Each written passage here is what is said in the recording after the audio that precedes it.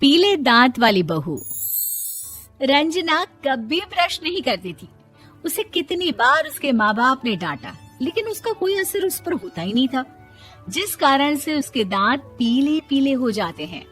शादी के बाद अरे बहू, वैसे तो तुझ में कोई कमी नहीं है, पर तेरे दांत इतने पीले कैसे हैं बेटा? कैसे मतलब? कोई सर्जरी थोड़ी ना कराइए।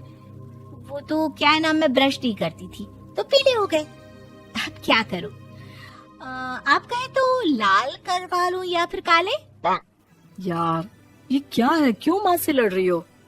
लड़ रही हूँ? अरे मैं लड़ रही हूँ या ये बोल रही है कि दांत पीले हैं, पीले। अरे तपस्या थोड़ी ना की है इन्हें पीले करने के लिए। बकायदा ब्रश नहीं किया है 20 साल तक, तब जाकर। छी, कैसी बात कर रही हो?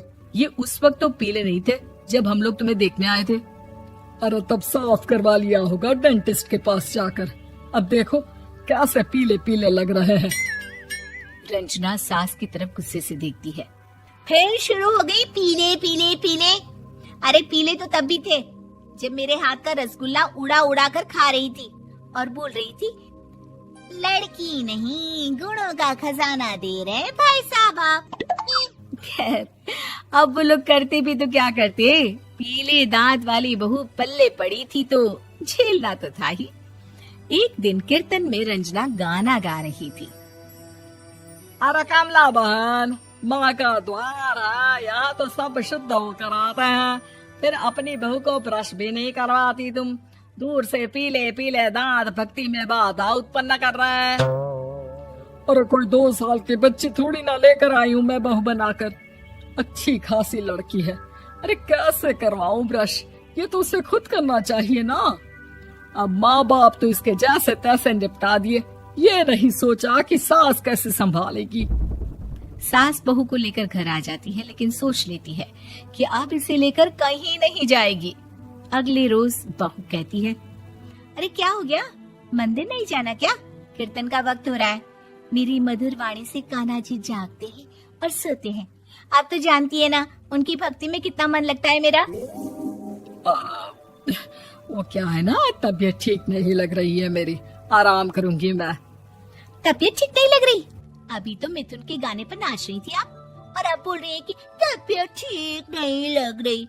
अरे भक्ति में मन लगा लो सासू माँ, ऊपर जाना है, क्या मुंह दिखाओगी आप? हाँ? सास को बहू की बात पर गुस्सा आ जाता है। मैं क्या मुंह दिखाऊंगी, इसकी चिंता तो ना कर, समझी? अपने मुंह की चिंता कर, जो ये पीले पीले दांत लेकर हर जगह पहुंच जाती है। पता है लोग कितना मजाक बनाते हैं। ना जी ना, मैं नहीं जाना कहीं तेरे साथ।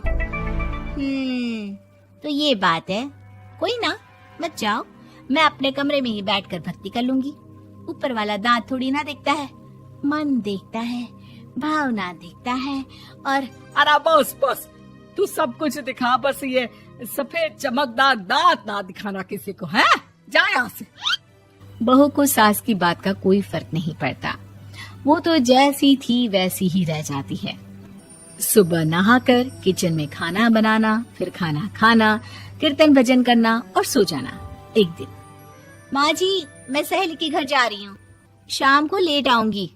हाँ हाँ तो जाना, मैंने कौन सा तेरी आरती करनी है घर पर बैठकर।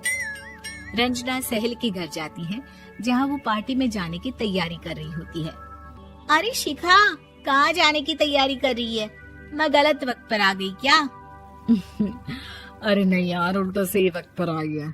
मैंने ये साड़ी और ज्वेलरी निकाली है यार, शाम को इनके ऑफिस की एक पार्टी में जाना है। बताना कैसा लग रहा है ये सब? नहीं यार, इस ड्रेस के साथ तो वो वाली ज्वेलरी अच्छी लगेगी। हाँ हाँ सही बोल रही है, मैंने ध्यान ही नहीं दिया। वैसे तो हमेशा से मस्त फैशन सेंस रखती है। तो बड़ा जाती होगी ना पति के साथ पार्टी में। रंजना कुछ नहीं बोलती, बस सोचती है कि यार काश ये बात सही हो जाती, पर मैं क्यों नहीं जाती पार्टी में? क्या इन लोगों की कोई पार्टी होती नहीं होगी? रंजना घर आती है और रात में पति से सवाल करती है, एक बात बताइए, आप मुझे किसी पार्टी में क्यों नहीं ले जाते? क्या आपकी यहाँ ऑफिस में पार्टी नहीं होती? पति बेचारा क्या कहता कि दांत पीले हैं तुम्हारे इसलिए। अरे कोई पार्टी होती नहीं हम लोगों के ऑफिस में, तो कहाँ से लेकर जाऊं? और मार्केट, मॉल, कहीं वीकेंड घूमना, कहीं तो। अरे यार, सारे हफ्ते में एक छुट्टी मिलती है, तो सोचता हूँ कि आराम ही कर लूं। क्यों? रंजना मन मार के रह जाती है।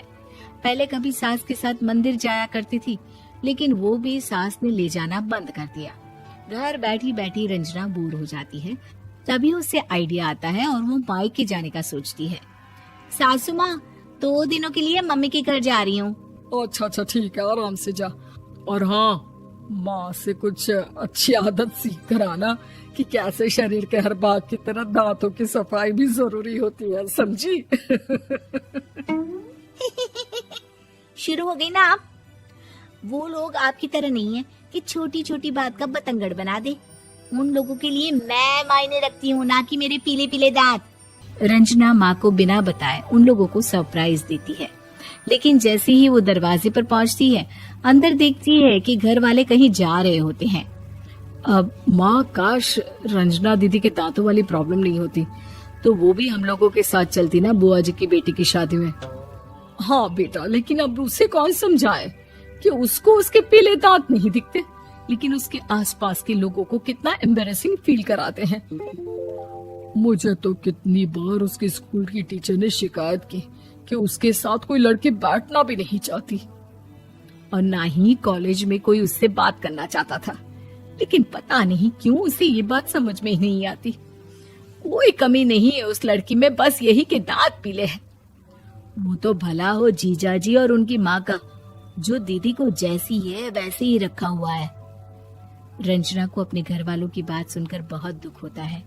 वो सोचती है कि वो क्या करे, लेकिन फिर वो सीधा डेंटिस्ट के पास जाती है, अपने दांत चमकाती है और कसम खाती है कि वो रोज ब्रश करेगी।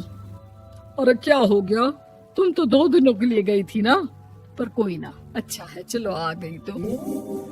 रंजना सास के सामने आकर खड़ी हो जाती है और पूरी स्माइल करती है, उसके चमकदार दांतों को दिखाती हुई। हैं? चले मंदिर। माँ, मुझे माफ कर दीजिए, मैंने आप लोगों को बहुत एम्बैरेसिंग फील करवाया। मैं आज से रोज ब्रश करूंगी।